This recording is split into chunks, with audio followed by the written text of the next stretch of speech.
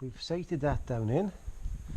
So now what we've got to do is to put this circlip on there to go into that one there.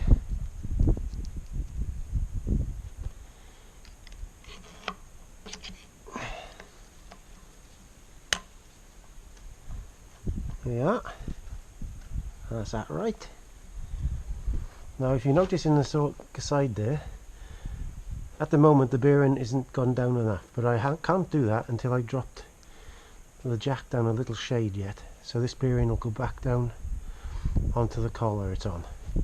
So I'll drop the jack and the bearing will pop back down where it should go then. That's what should happen, okay? We'll see now. With a bit of luck. Right, I dropped that jack down underneath now, and this has dropped down a couple of millimeters, enough for me to get the big circlip in. So I'm just giving this a bit of a tap now.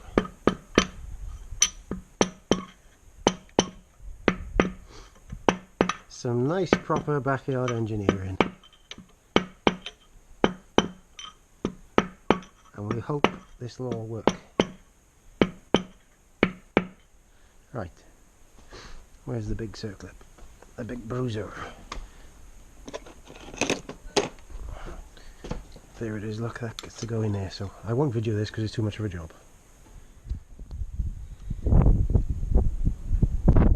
Get in there, Spring. This circlip is a hell of a strength in it. Oh, there we are. We got him. There we are. Let's give it a bit of a tap with a hammer. Make sure it's seated properly.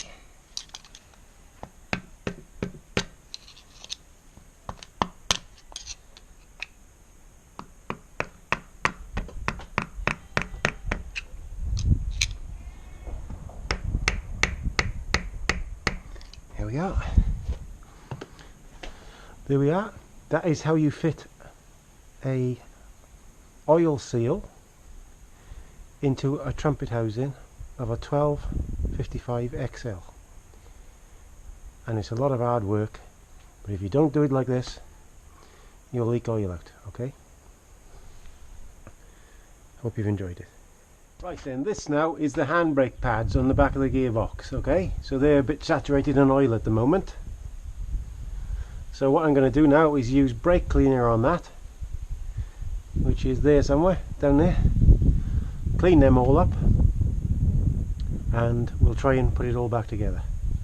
And remember, this fit here, which is on the bottom side of there, is a dry fit, and you don't need any gasket on that, because all that assembly where the brake is and here is going to be dry. So the only thing that keeps the oil in that side is a seal in here, there, and this seal I've just put in here. So when I fill the oil, that trumpet housing up with oil, it'll be sloshing around in there and it will keep in here because of that seal I've just put in. But all this where the brakes are should be dry. So if you're driving along and you suddenly can feel all your brakes go in and you're in an international tractor, it's either that seal gone or that seal gone, one of the two. And this tractor's got red Hitran oil in here, so I know it isn't this one.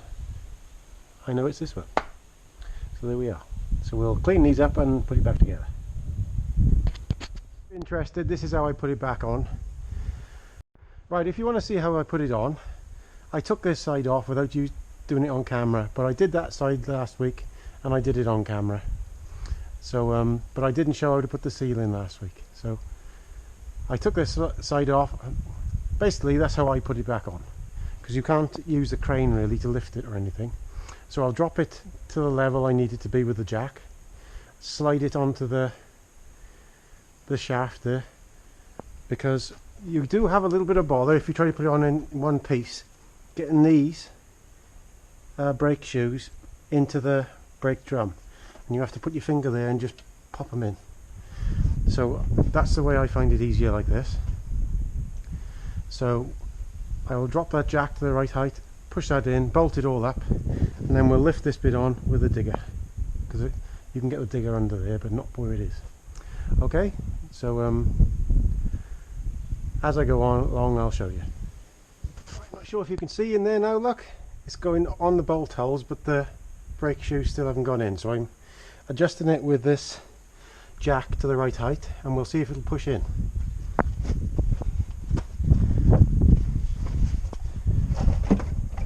It's probably catching them brake shoes. There we are. Whoop. I'm going to have to pull that back now, I think. Let me just get a screwdriver at that. If you can see there, there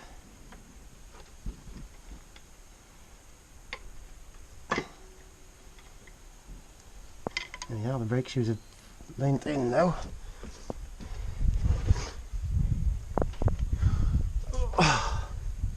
So lift it up.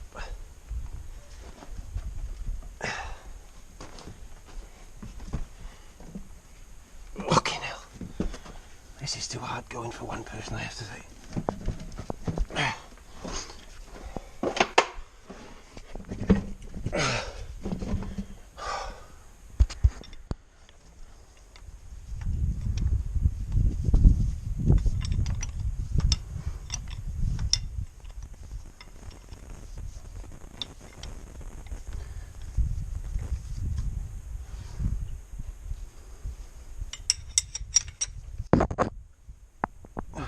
Got that on now. Like I said, we adjusted it with that handle and get it and pushed it on. Oop, where did that go? How does stuff go that far when it just drops? I just don't know. Right, put Loctite on all of these if you can see.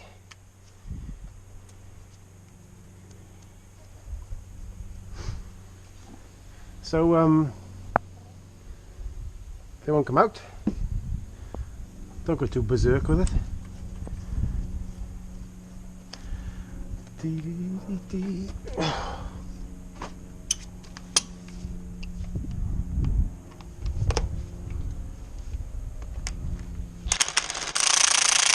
Hey, see, one thing I learnt with this, it's got 3 power modes on this. 3 is very, very tight. So what I've been doing is using it on 2 to get it tight on something like this till it stops. That's a pretty good torque. Get it to 3. Just give it a short little blast to 3. And that puts you at somewhere near the right torque. But if you tighten them up full pelt with 3 on this, you'll strip the threads. It's a very good gun. So what we do now is we'll bung the others on. There's not many of these bolts as you can actually do with a what's it called, gun, because a lot of them are very awkward underneath. But you don't want to come in loose, so try to do what you can do.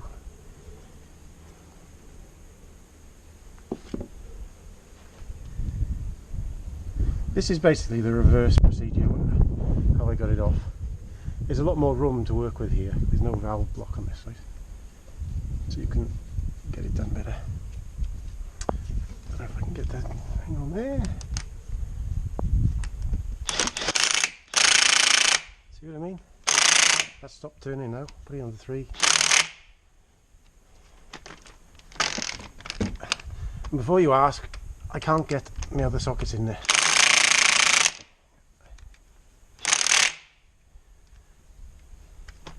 Because there's not enough room, so you've got to be using these.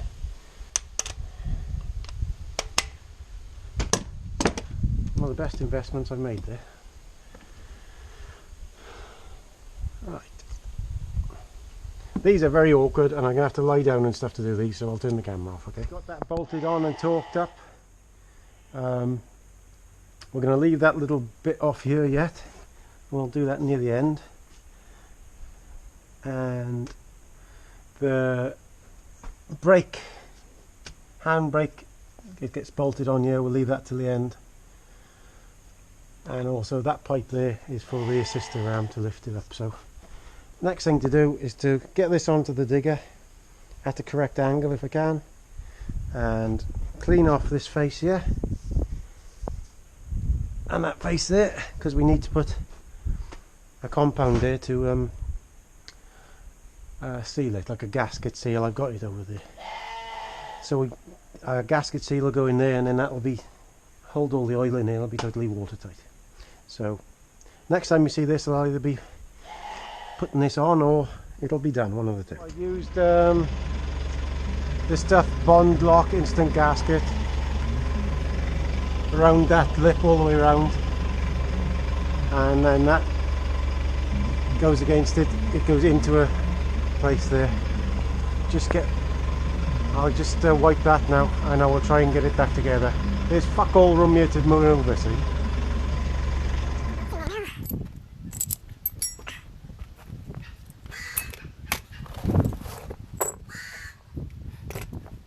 Right, so we'll use this thread lock. This will get stuck on a mess. Sorry about the noise around you, but there's a couple of rounds of maggots, so we'll do that in a minute. Let's hope this will work. So, because it's a lot of work, and we don't know it's worked, so it's put back together. That is the trouble. So, like I said, I put these on once already. And I haven't done this correctly.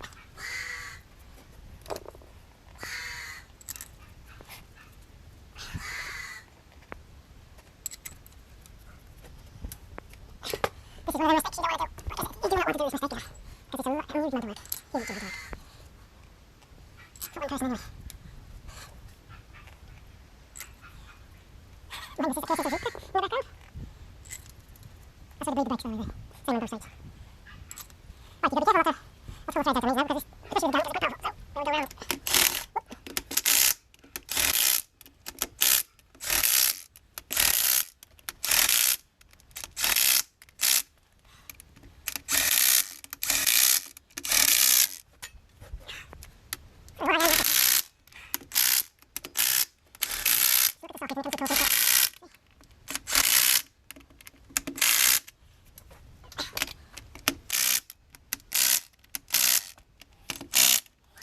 Right, what I do now is put it in the tray, but do not do this much.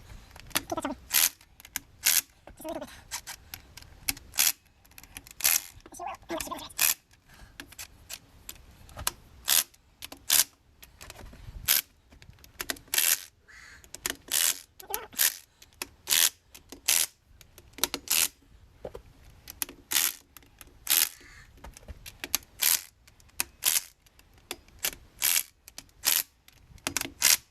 What I'll do now is go around these with a bar. Tighten them by hand to make sure I haven't done them too tight, okay? So basically what you do now, there's oil level, fill that oil level up to there, and if oil leaks out of here overnight, there's a little drain hole down there, you've got problems, which I hope it doesn't. If your brakes go, you can knock that out, spin that out, spray in some brake cleaner, and it'll help, okay? But you've got to end up doing this in the end. So if your brakes go and you've got oil all over your brakes, undo that, spray in brake cleaner a good few times while you spin the wheel, and it'll clean it off a bit. So you don't need to see the rest of this now. I'll put the back wheel on, put that on, and put the handbrake thing on, and we'll see if we have got it dry. This is the day after. I filled it up with oil and left it overnight, just to show you that it's holding oil correctly. If you've done this incorrect, there will be oil coming out of there, out of a breather hole, and out of the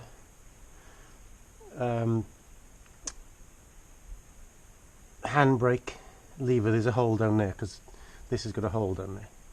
So if you've installed this seal wrong, there's a little breather hole here that will loose the oil out, and this is dry. So there we are. That is the whole process. You've seen how to do it.